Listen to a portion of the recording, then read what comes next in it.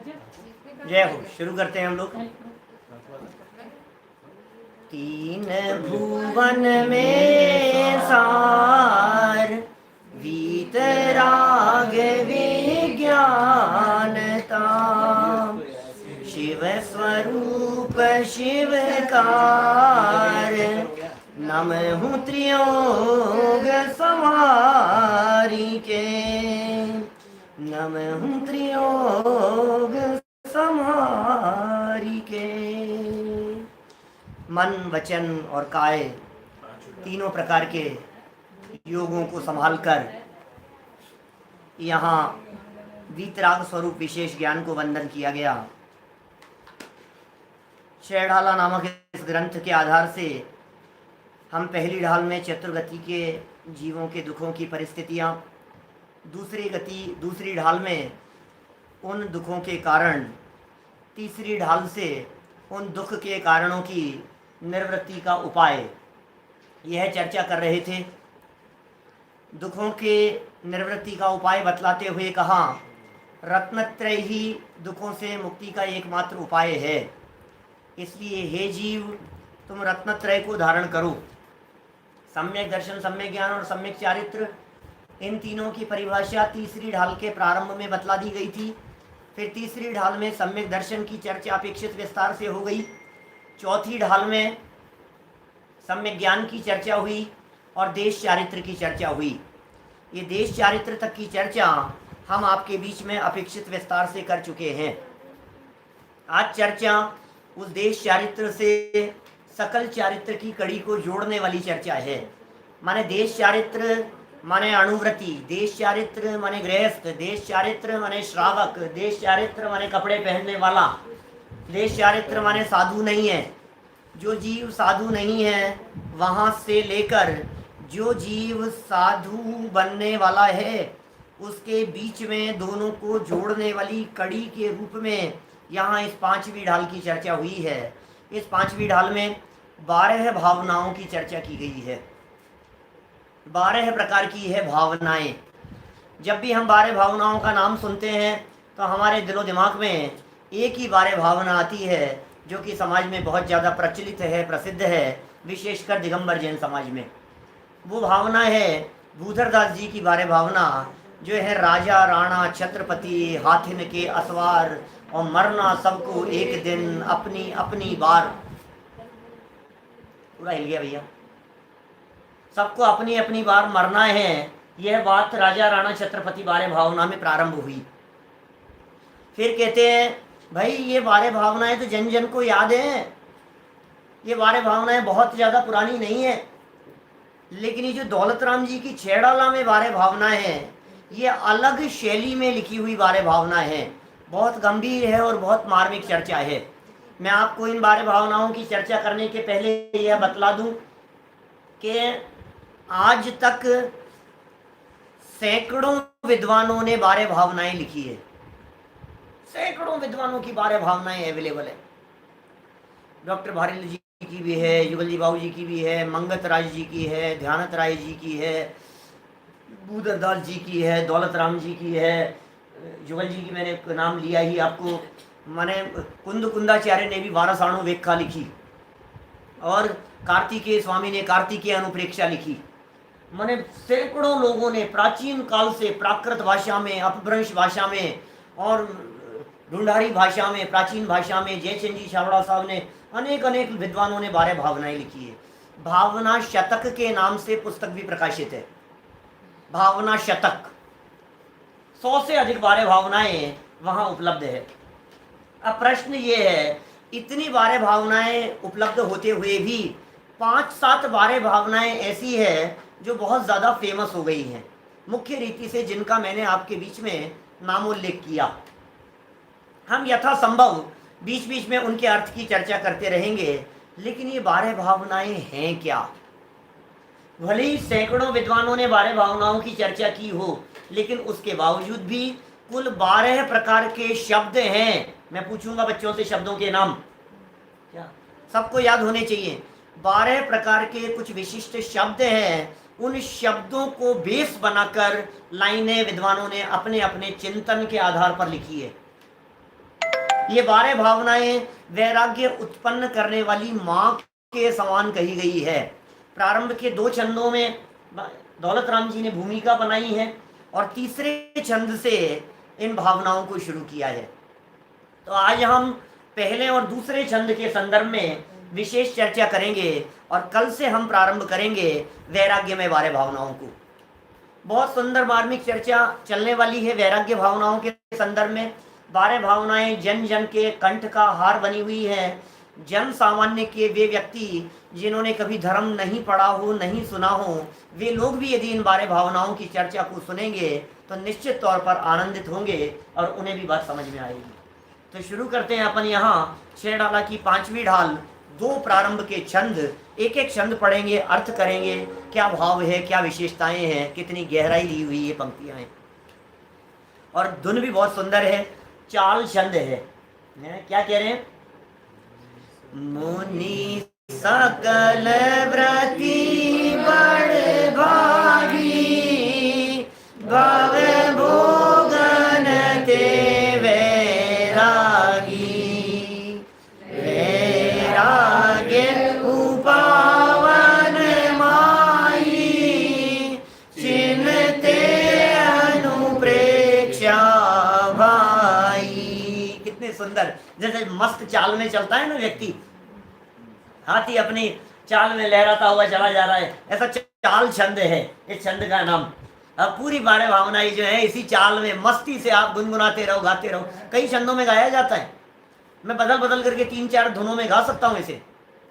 मुनि सकल व्रति बड़ भागी, भव भोगन ते वैरागी, वैराग्य उपावन माई, चिंते अनुप्रेक्षा भाई।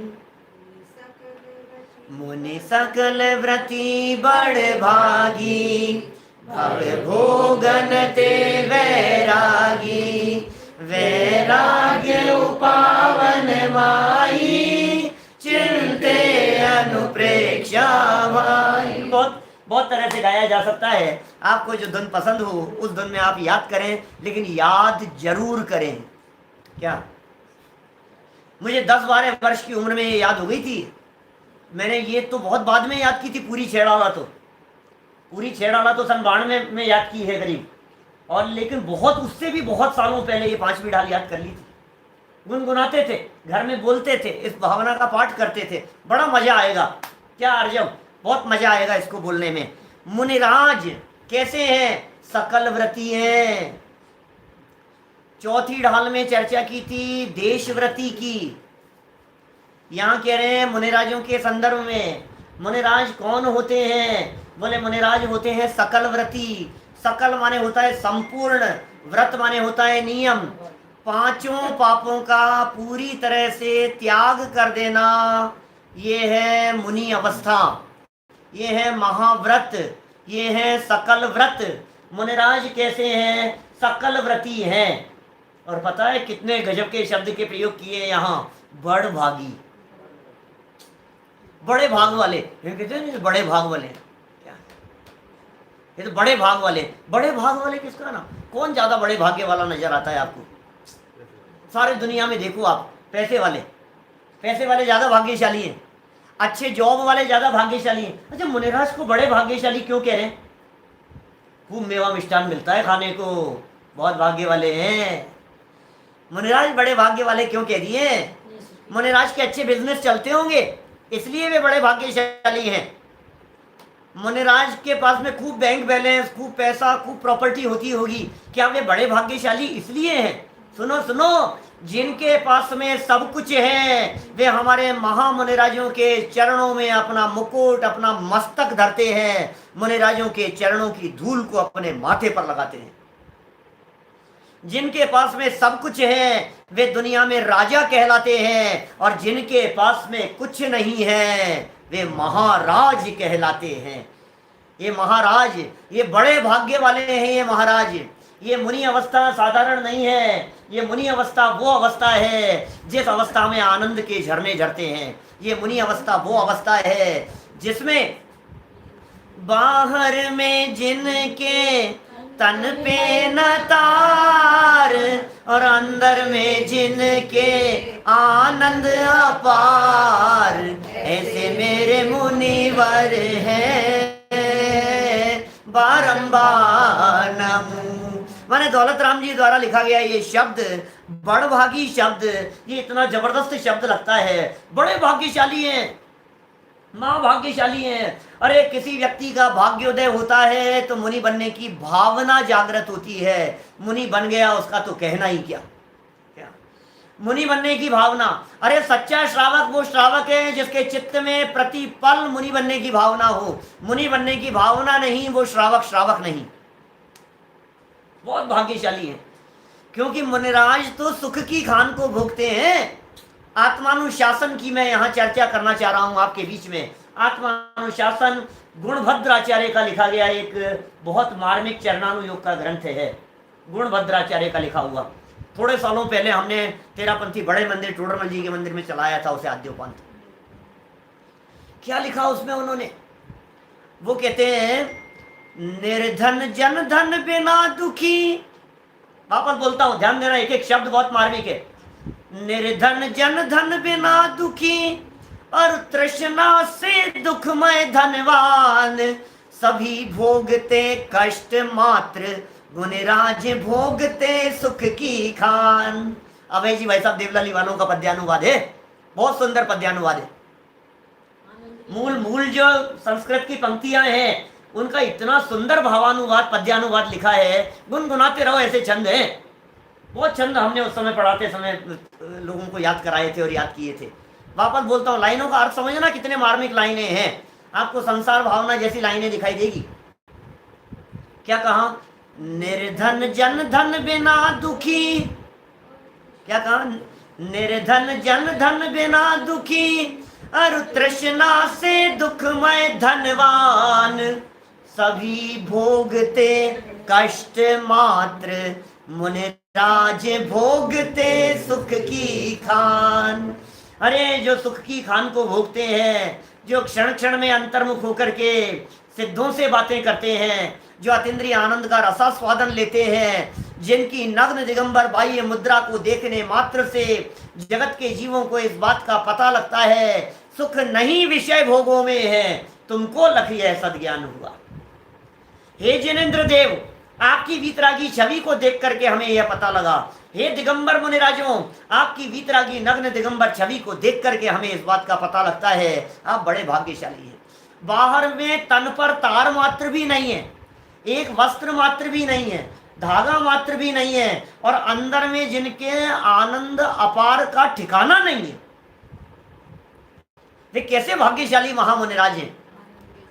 देखो, जिन्हें किसी चीज की जरूरत नहीं है, जिनके पास में सब कुछ है, वे ज्यादा महान है, या जिन्हें किसी चीज की जरूरत नहीं है वे महान है? बोलो, हमारे पास सब कुछ है, हमारे पास सब कुछ है। अरे सब कुछ होने में सुख की गारंटी नहीं है। हमें किसी चीज की जरूरत नहीं है, ये सुखी व्यक्ति दिखाई देता है। इसे चाहिए नहीं कुछ भी, हमें कुछ नहीं चाहिए। क्या होता है मुनिराजों का जीवन, हम छठी ढाल में मुनिराजों के जीवन के संदर्भ में चर्चा करेंगे। यहाँ तो एक शब्द इतना महत्वपूर्ण, बड़भागी, बड़े भाग्य वाले। बड़े भाग्य वाले माने भाग्यशाली। अच्छी नौकरी लग जाए, अच्छा जॉब मिल जाए, अच्छा पैकेज मिल जाए, उसे भाग्यशाली नहीं कह रहे हैं, क्योंकि संसार लंबा है। ये सारी चीजें तुम्हें संसार में रुलाने वाली है, संसार में फंसाने वाली हैं। ये सारे जगत के जंजाल हैं, और जो जंजाल से मुक्त हो गए हैं वे भाग्यशाली हैं, जिन्हें आत्मा और परमात्मा के अतिरिक्त कुछ और दिखता नहीं है, जिन्हें वस्तु स्वरूप के अतिरिक्त और कुछ सुहाता नहीं है, जिनका जीवन तत्व ज्ञानमय बीतता है। अरे सिद्धों के लघुनंदन कहलाते हैं, चलते फिरते सिद्ध कहलाते हैं। क्या वे हैं हमारे मुनिराज? उन्हें कौन भाग्यशाली नहीं कहे? हमें बतलाइए। साक्षात अरहंत भगवान को छोड़कर, अरहंत और सिद्ध भगवान को छोड़कर मुनिराजों के ऊपर और अरहंतों के बीच में किसी का नाम नहीं आ सकता है। बोलो, जितनी बार हम अरहंत भगवान और सिद्ध भगवान को याद करते हैं, उतनी बार हमें मुनिराज को वंदन करने का भाव आता है, उतनी बार हम मुनिराजों को वंदन करते हैं। कल मुनिराजों की चर्चा चल रही थी, किसी ने प्रश्न किया यहाँ, आप मुनि कब बनोगे? अंतिम वाक्य था शायद, मैंने भी अभी देखा थोड़ा सा बदल करके। आप मुनि कब बनोगे? कि कब बनेंगे थोड़ी ना कह सकते हैं हम, लेकिन बनेंगे ये तो जरूर कह सकते हैं। कब तो शब्द ऐसा है कि मुझे ये बतलाओ, आप यदि किसी पोस्ट पर हो, क्या गवर्नमेंट में किसी पोस्ट पर हो, और आपसे कहा जाए कि बतलाओ आप वो उस पोस्ट पर कब पहुंचोगे, कि क्या पता कब पहुंचेंगे, भावना तो है जल्दी प्रमोशन हो जाए, यही कहोगे ना आप। आप ये नहीं कह सकते हो कि कल बन जाऊंगा मैं कलेक्टर, आप ये नहीं कह सकते हो महीने भर बाद में कलेक्टर बन जाऊंगा, लेकिन आपकी भावना तो है कि मेरे को वो पोस्ट मिल जाए। समझ में आ रही है बात? तो हमारी भावना तो ये है, जब अवसर मिलेगा, जब मौका मिलेगा, जब जैसा प्रसंग होगा, जब अंतरंगी की पूरी तरह से तैयारी होगी, तो बाहर में कपड़े भी उतरेंगे, उसमें क्या है। इतना तो नक्की है कि कपड़ों के साथ में कभी मुक्ति की प्राप्ति नहीं होती, इतना तो नक्की है। क्या कपड़े पहने पहने आज तक कोई दिगंबर परंपरा में मुक्ति की प्राप्ति नहीं हुई है, तो साहब दूसरी परंपरा में तो होती है, वहां से चले जाएंगे। अरे नहीं होती है। क्या ये जो वस्त्र पहनने का जो भाव है ना, ये राग के बिना नहीं हो सकता है। ये जो बटन बंद करने की क्रिया है ना, ये राग के बिना नहीं हो सकती है। अरे भाग्यशाली हैं वे महामुनिराज, क्या चक्रवर्ती सौधर्म इंद्र जैसे इंद्र, जिनके चरणों में मस्तक टिकाते हैं। बड़भागी, क्यों कहा बड़भागी? अभी तो हमने आपसी बातें की है। दौलत राम जी से प्रश्न किया, दौलत राम जी एक बात बतलाओ, आप इन्हें बड़ा भाग्यशाली क्यों कह रहे हो? मुनि सकल व्रती बड़ भागी, भव भोगन ते वैरागी। क्यों बड़भागी है? भव भोगन ते वैरागी, मुनि सकल व्रती बड़ भागी। अरे भव और भोगों से जिन्हें वैराग्य हो गया है, ये भाग्यवानों के होता है। हाँ, हर व्यक्ति को नहीं होता है ये। भव से वैराग्य ऐसे ही हो जाएगा, भोगों से वैराग्य ऐसे ही हो जाएगा। भव माने शरीर, क्या, और भोग माने पांचों इंद्रियों के विषय।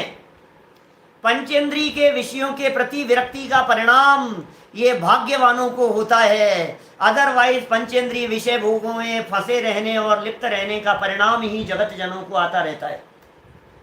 उसे बुरा कहते रहेंगे, उसे कीचड़ कहते रहेंगे, उसे दलदल बोलते रहेंगे, लेकिन फिर भी पांव उसी में फंसाते रहेंगे। उनसे वैराग्य हो जाना, वैराग्य का भाव आ जाना। फिर क्या कह रहे हैं भाई?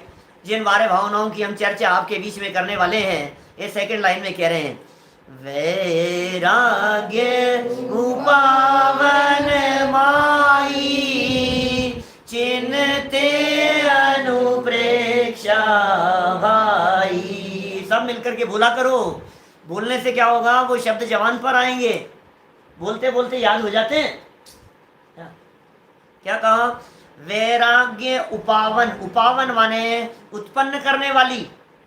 वैराग्य उपावन, वैराग्य को उत्पन्न करने वाली माई, मदर है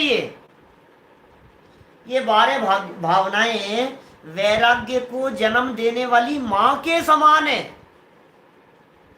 इन 12 भावनाओं का चिंतन करने से, चिंतें, आगे कह रहे चिंतें, चिंतन करें, अनुप्रेक्षा, अनुप्रेक्षा, बार बार बार बार बार बार बार बार बार बार बार बार बार बार बार बार वही वही वही वही वही वही चित्त में गोलन चलना।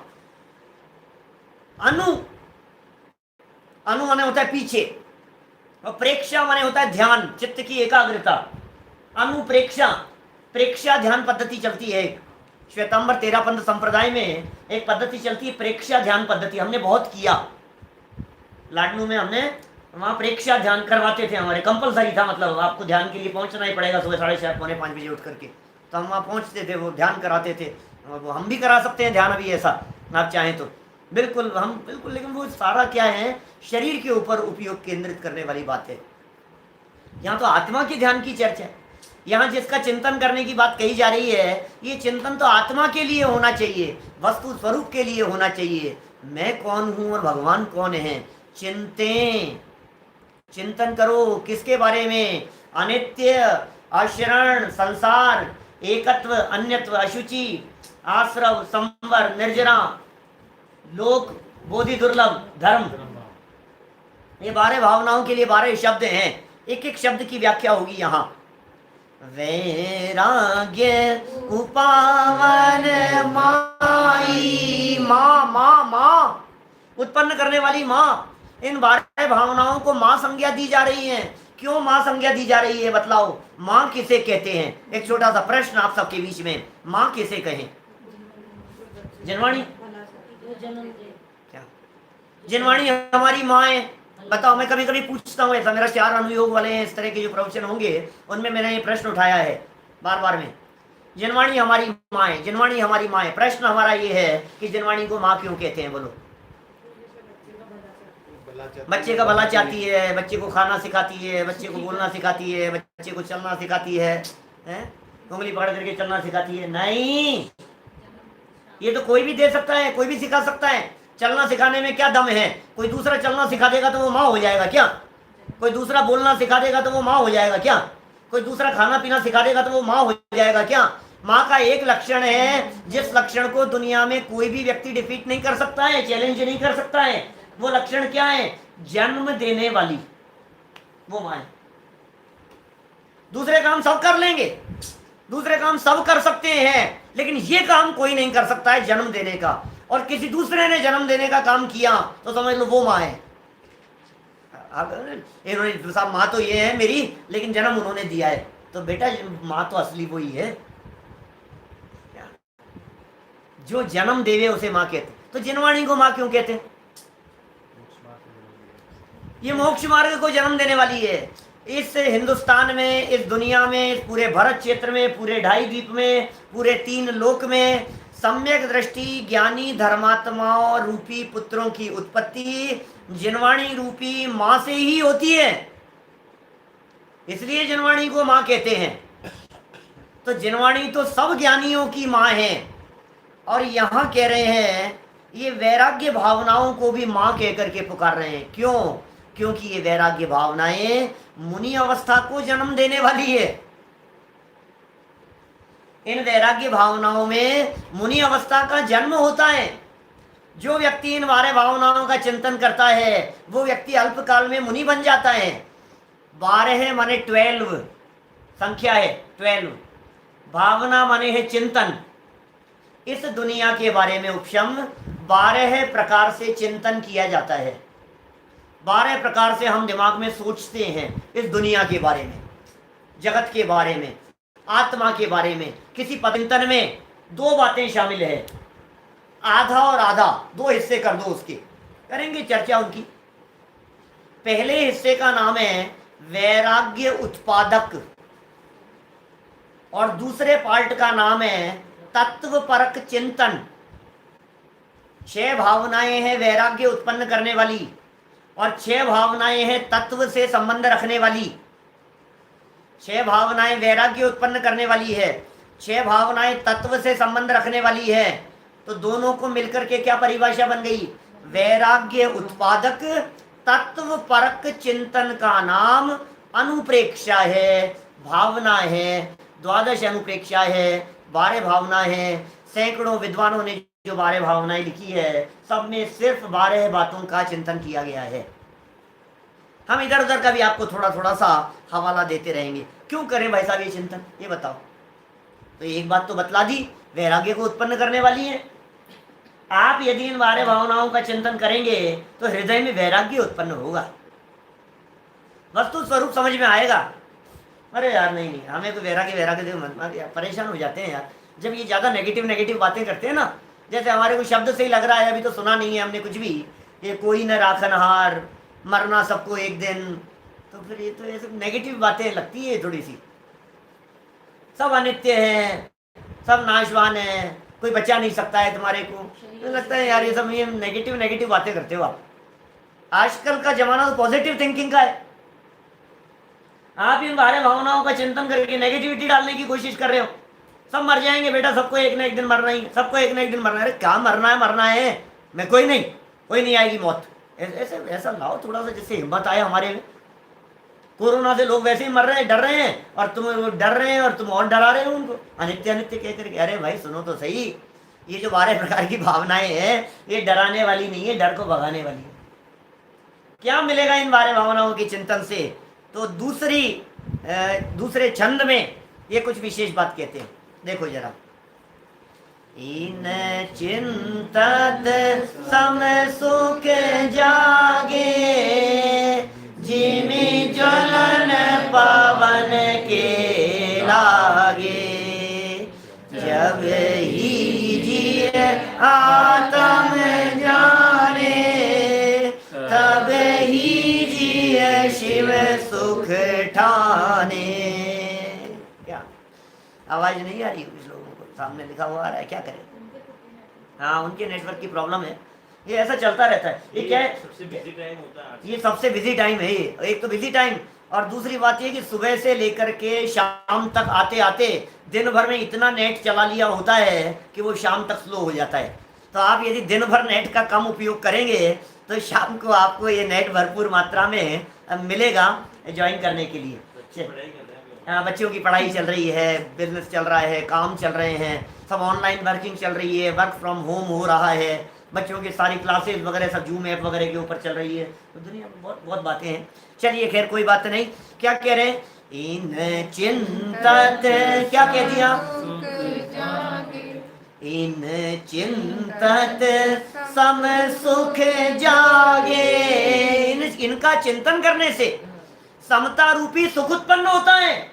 ओहो, इन 12 भावनाओं का चिंतन करने से सुख उत्पन्न होता है। माने ये 12 भावनाएं रोने वाली नहीं है, ये 12 भावनाएं रुलाने वाली नहीं है, ये 12 भावनाएं रोते रोते पढ़ने वाली नहीं है, ये 12 भावनाएं रुदन कराने वाली नहीं है, ये 12 भावनाएं आंसू बहाने वाली नहीं है। इनका चिंतन, और यदि तुम्हें इन 12 भावनाओं का चिंतन करते हुए रोना आता है, तुम्हें बहुत डर लगता है, घबराहट होती है, तो इसका मतलब ये है कि तुमने इन 12 भावनाओं का चिंतन गलत किया है। चिंतन में गलती है कहीं ना कहीं। ये भावनाएं तो वैराग्य उत्पन्न करने वाली हैं, ये भावनाएं तो समता रूपी सुख। आप जानते हैं समता सुख किसका नाम है? समता सुख क्या होता है? समता सुख माने शांति। समता सुख माने कोई परिस्थिति हमारे को विचलित नहीं कर सकती है। इनका चिंतन करने से समता रूपी सुख जागृत होता है। इसका मतलब यह है कि चक्री आकर के हमारे चरणों में वंदन करे तो अभिमान नहीं, और कोई आकर के अस्त्र शस्त्र से प्रहार करे तो हमें कोई तकलीफ नहीं।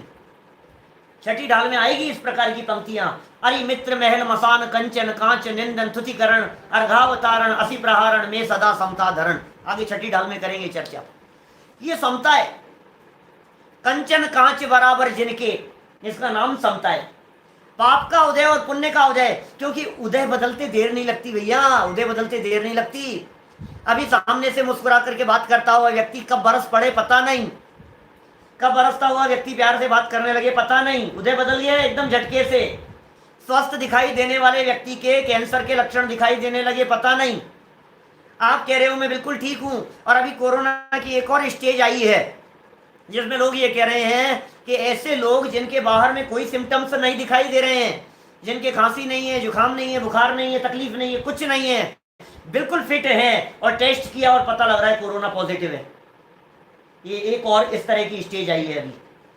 बोलो कैसी स्टेज चल रही है अभी दुनिया में। अब ऐसा लगता है कि यार स्वस्थ दिख रहे हैं आगे कोरोना पॉजिटिव, टेस्ट कराना ही खतरनाक साबित जैसा लगता है।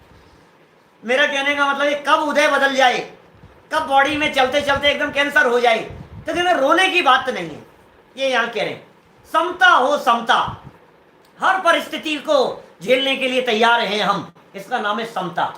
ये चिंतन ऐसा कैसे चिंतन करना है, क्या सोच होनी चाहिए, क्या वृत्ति होनी चाहिए, विचार विकल्पों में क्या चलना चाहिए, एक एक चीज। और मैं आपको बताऊंगा इतना साइंटिफिक विकास किया है इन 12 भावनाओं में, जहां से भी रही ये 12 भावनाएं। उमा स्वामी आचार्य ने तत्वार्थ सूत्र में इन 12 भावनाओं के नामोल्लेख किए, 12 भावनाओं के नामोल्लेख। अब प्रश्न खड़ा ये होता है कि साहब ये 12 भावनाएं तो मुनिराजों के लिए है, इन 12 भावनाओं का चिंतन तो मुनिराज करते हैं, ये 12 भावनाओं का चिंतन तो मुनि बनने के लिए किया जाता है, अब हम काहे को चिंतन करें, हमें क्या जरूरत है इनकी। ये तो भाई या तो जो मुनि हो गए हो दोनों करते हैं। जो मुनि हो गए हों वे अपनी मुनि अवस्था को टिकाए रखने के लिए बारह भावनाओं का चिंतन करें, टिकाए रखने के लिए मुनि भूमिका बनी रहे, कायम रहे, विचलित नहीं हो जाएं। और जो गृहस्थ हों वे मुनि बनने के लिए बारह भावनाओं का चिंतन करें। दोनों प्रकार से लागू हो रही है। लेकिन इस मूर्ख को क्या बतलाएं, जब हम इसको समझाने लगते हैं तो ये बात मेरे लिए नहीं, ये बात मेरे लिए। अरे जो बात उनके करने योग्य है वो बात हमारे करने योग्य कैसे नहीं होगी? समझ में आ रही है बात? इसको तो थोड़ा सा कुछ बात कह दो ना, इसको तो पॉइंट पकड़ना है, इसको तो झगड़ना है। अरे अच्छी चीज है, जो चिंतन हमारे को शांति प्रदान कर रहा है, जो चिंतन हमारे को सुख प्रदान कर रहा है, वो चिंतन करना चाहिए या नहीं? मैं कहता हूं हमारी सोच कैसी होनी चाहिए? हमारी सोच ऐसी होनी चाहिए जो सोच हमारे को सुख प्रदान करे। हमारा विचार और हमारा चिंतन ऐसा होना चाहिए जो चिंतन हमारे को चैन प्रदान करे, शांति प्रदान करे, संतुष्टि देवे, पीस फीलिंग जिसमें आवे, वो चिंतन होना चाहिए। कभी भी ऐसा चिंतन मत करो। मैं कहता हूं लोगों को, लोग सर फोड़ते रहते हैं, सर दर्द करता रहता है, खोपड़ी पकड़ लेते हैं, पच जाऊंगा मैं। तू क्यों सोच रहा है ऐसा? वो मेरे बारे में क्या क्या सोचता होगा, कि वो तेरे बारे में क्या सोचता होगा, ये तू क्यों सोच रहा है? पता नहीं लोग क्या सोचेंगे, वो क्या सोचेगा, वो क्या सोचेगा, वो क्या सोचेगा। अरे वो क्या सोचेगा उसको भी यदि तू सोच लेगा तो वो क्या सोचेगा? ये सोच सोच करके दुखी है, वो क्या सोचेगा मैं सोच करके देख। अरे तू क्यों सोच रहा है? तू ऐसी बातें क्यों सोच रहा है जो बातें तुझे तकलीफ दे रही है? तू ऐसे विचार क्यों कर रहा है जो विचार तेरे को आकुलता उत्पन्न कर रहे हैं, जो विचार तुझे पीड़ा प्रदान कर रहे हैं? मत कर ऐसे विचार। ऐसा विचार और ऐसा चिंतन होना चाहिए जो चिंतन वर्तमान में सुख और शांति प्रदान करे। जिस चिंतन से वर्तमान में शांति नहीं है वो चिंतन भविष्य में भी शांति प्रदान करने वाला नहीं हो सकता है।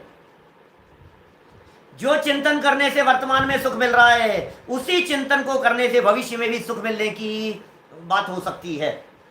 दो लोग थे, क्या कहो उनको, नादान थे, ना समझ लोग थे।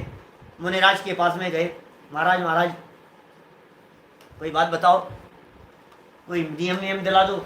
कई तरह की बातें कई। मुनिराज कह रहे थे ऐसा कर लो, ऐसा कर लो। नहीं नहीं ये तो नहीं हो पाएगा महाराज, ये तो नहीं हो पाएगा। कोई और बताओ, ऐसा कर लो तुम भाई, एक काम करो, रात्रि को खाने पीने का त्याग कर लो। नहीं महाराज हम तो रात को तो नहीं हो पाएगा, ये तो नहीं हो सकता है। तो फिर ये कर लो। कई बातें बतलाई, नहीं माने। एक बात कही कि वो पानी छान करके पिए। हाँ ये तो हो सकता है, जब पियेंगे छान करके पियेंगे। दो लोग थे। अब मुनिराज से तो नियम ले लिया। मुनिराज से नियम लेने के बाद में वो दोनों चल दिए।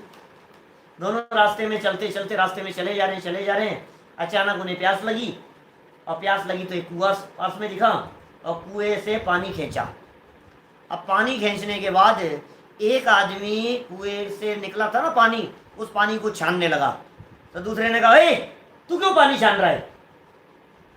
मैंने नियम लिया। तूने नहीं लिया नियम, मैंने लिया है। तो उसने कहा नहीं मेरे को दिया था मुनिराज ने। तो कहता नहीं मेरे को दिया था। क्या बात करते हो तुम? नियम तो मेरे को दिया, प्रश्न तो मैंने किया था मुनिराज से। बोले तूने किया होगा प्रश्न, मुनिराज ने जवाब तो मेरे को दिया था।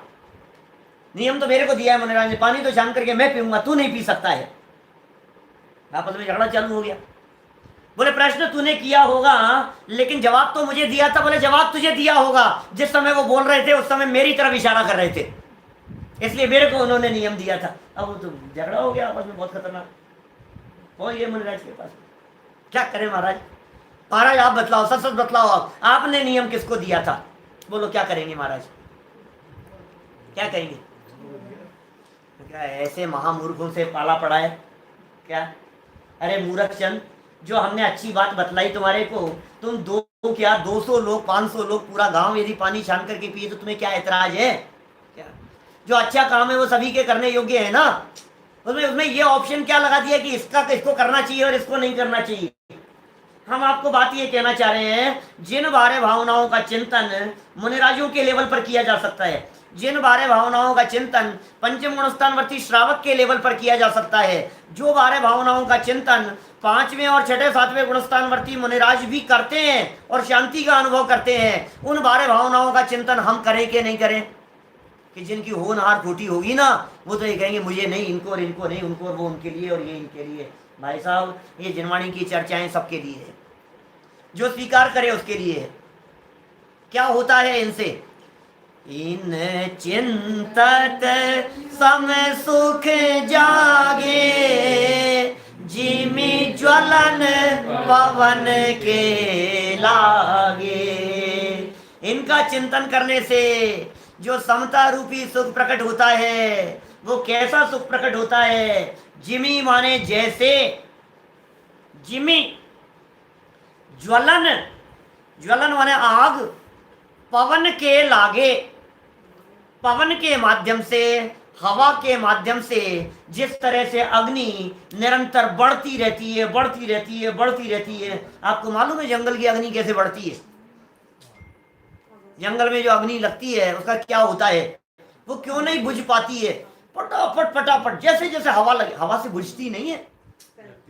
आप क्या सोच रहे हैं हवा से अग्नि बढ़ती है? नादान बच्चे ऐसा समझते हैं हवा से अग्नि बुझ जाएगी। लोग ऐसा समझते हैं हवा से बुझ जाएगी अग्नि। हवा नहीं, हवा नहीं, अरे हवा से बढ़ती है। आप कभी सिगड़ी जलाई? आपने कभी? अपन लोगों ने देखी है, पुराने लोगों ने, आज की युवा पीढ़ी ने नहीं देखी होगी, लेकिन आज भी अभी आप कभी कोयले जलाओ, कभी लकड़ी जलाओ तो कैसे जलती है बताओ?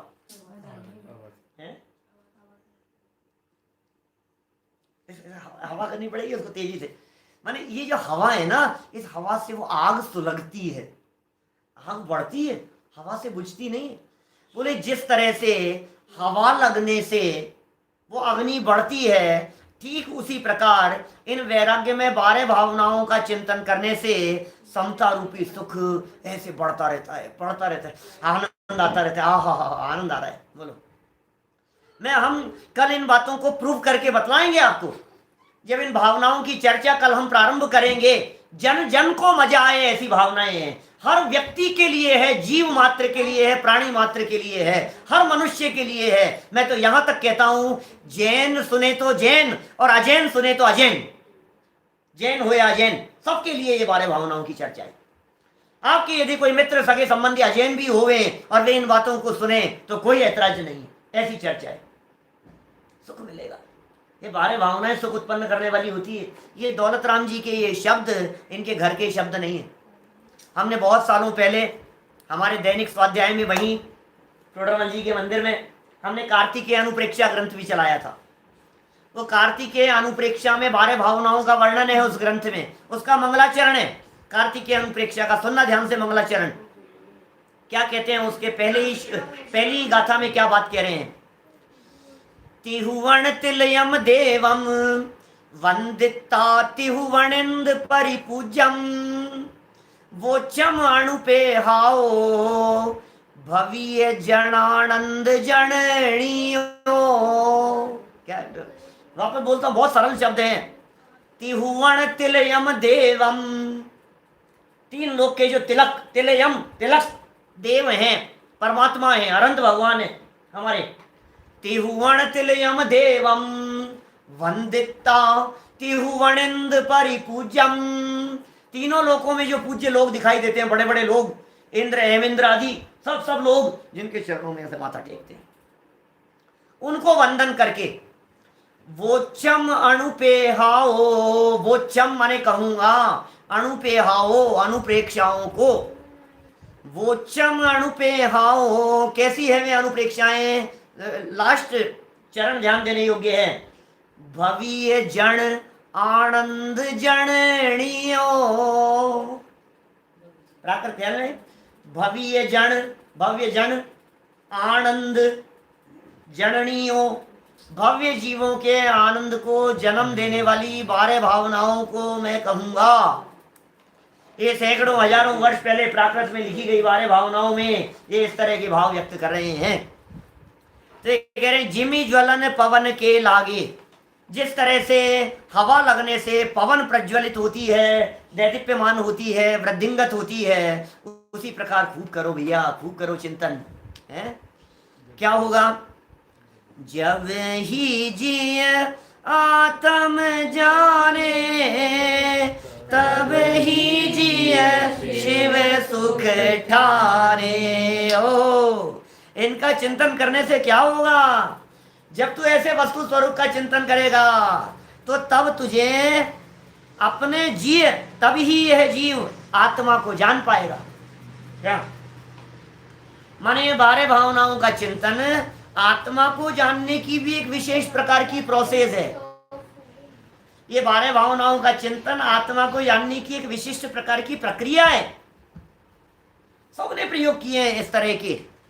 और तब ही जिए शिव सुख ठाने, माने दौलत राम जी बार बार में घुमा फिरा करके आपको इसी तरफ लाना चाहते हैं, इसी तरफ ले आते हैं कि सुनो सुनो सुनो, हम तुम्हें क्या कहें, यदि तुम्हें मोक्ष सुख की प्राप्ति करनी हो तो आत्मा को जानो, आत्मा को जानो।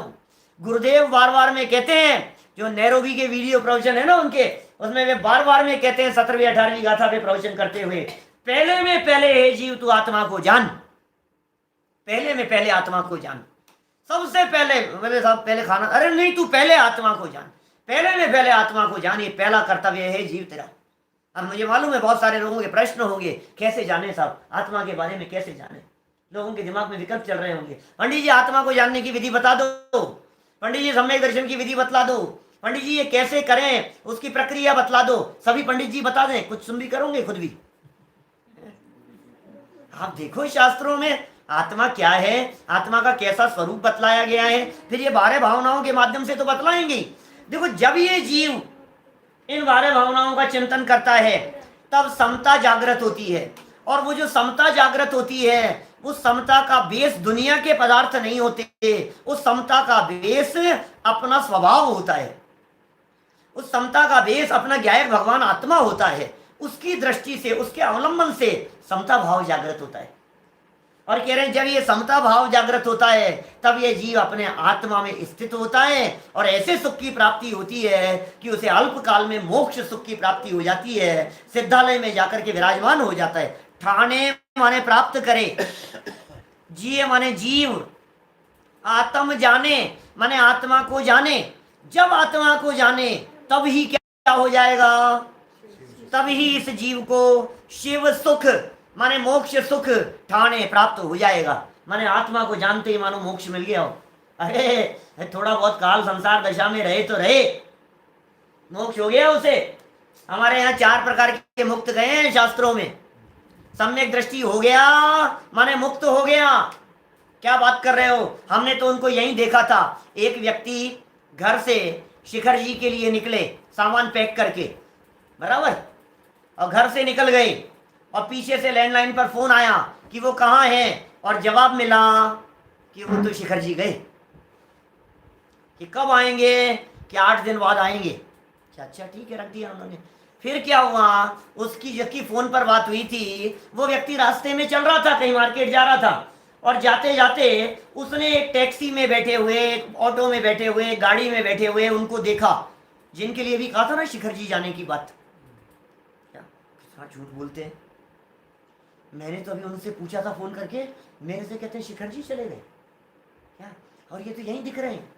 और कदाचित ये भी हो सकता है वो सज्जन एयरपोर्ट तक पहुंचे, वो सज्जन रेलवे स्टेशन पर पहुंचे और ट्रेन छूट गई, वापस लौट करके घर आ गए और दूसरे दिन सब्जी मंडी में मिल गए। अरे यार तुम्हारे घर से वो कितना झूठ बोलते हैं, कहते हैं 8 दिन बाद में आएंगे, शिखर जी गए, तुम तो यहीं हो। अरे भाई साहब सुनो तो सही, बात क्या है, क्या वो झूठ नहीं है। ऐसे कथनों को नैगम नय की अपेक्षा से कहा गया सत्य कहा जाता है। एक नैगम नाम का नय है हमारे यहाँ, जो संकल्प मात्र को ग्रहण करता है। तो दौलत राम जी इस नैगम नय के आधार पर कह रहे हैं मुनि हो गया माने सिद्ध हो गया। हमें मुनिराजों में और सिद्ध भगवान में कोई अंतर दिखाई नहीं देता है। हमें ऐसे लगता है मानो वो सिद्ध भगवान ये चलते फिरते हुए मुनिराजों के रूप में सामने नजर आ रहे हो, हमें कोई फर्क नहीं नजर आ रहा है। क्या बात कर रहे हो आप कैसी बात कर रहे हो भाई साहब, इनमें और इनमें आपको कोई अंतर नजर नहीं आ रहा है कि हाँ जी संसार परिभ्रमण रुक गया है। स्विच ऑफ करो भैया, फैन का स्विच ऑफ करना, फैन का स्विच ऑफ किया, फैन का स्विच ऑफ किया।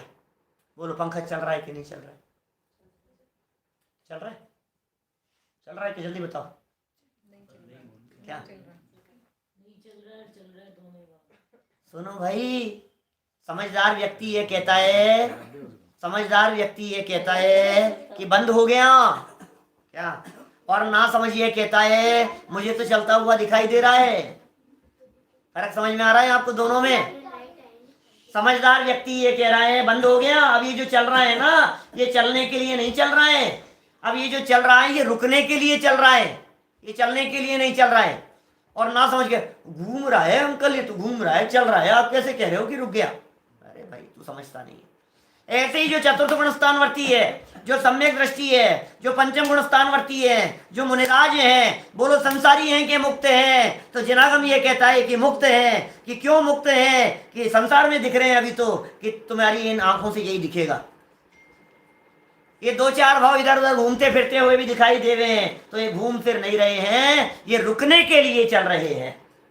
ये सिद्धालय में जाकर के विराजमान होने वाले हैं। ये 12 भावनाओं का चिंतन अपार शांति प्रदान करेगा, बहुत संतुष्टि प्रदान करेगा, बड़ा मजा आएगा। इन 12 भावनाओं के नाम पहले याद कर लेना।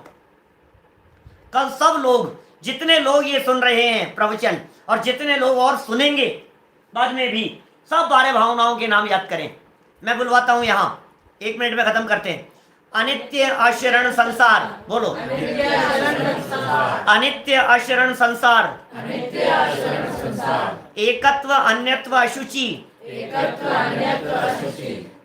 अन्यत्व अशुचि, आश्रव संवर निर्जरा, आश्रव संवर निर्जरा, लोक बोधि दुर्लभ धर्म, लोक बोधि दुर्लभ धर्म। ये 12 शब्द हैं। इन शब्दों की व्याख्याएं जिनागम में अलग अलग विद्वानों ने जो की है, हम अकेले दौलत राम जी को नहीं पढ़ेंगे, हम दौलत राम जी के साथ साथ आपके बीच बीच में प्रस्तुत करेंगे। कहीं मंगत राम जी को, कहीं जुगल जी बाबू जी को, कहीं दादा को, कहीं जयचंद जी छावड़ा को, जब जैसा भाव आया हम उन छंदों को भी आपके बीच में प्रस्तुत करते हुए आनंद विभोर होते हुए इन 12 भावनाओं को पढ़ेंगे। अभी की बात को हम इसी भावना पूर्वक विराम लेते हैं कि आप इन 12 भावनाओं का चिंतन करें, नाम याद करें, शब्द याद करें, और इनका चिंतन करते हुए कोरोना की इन परिस्थितियों पर सफलता हासिल करें। इसी भावना से जय जय।